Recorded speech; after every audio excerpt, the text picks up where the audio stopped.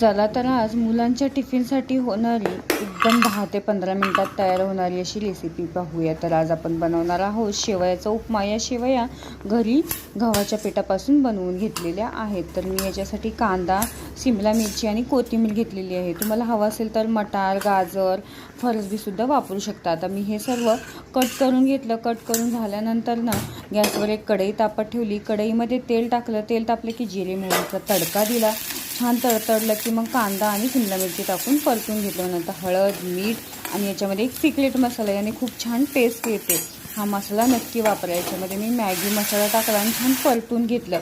नंतर शेवया टाकल्या आणि छान परतलं। मग गरम पाणी टाकून शिजवून घेतलं। मग आपली शेवया शिजल्या की त्याच्यामध्ये कोथिंबीर टाकली आणि परतून घेतली। मग थंड झाल्यानंतर मस्त असा टिफिन भरून नेला। एकदम झटकीपट तयार होते की नाही। चला तर मग चॅनलला लाईक करा, सबस्क्राईब करा। व्हिडिओ बघितल्याबद्दल धन्यवाद।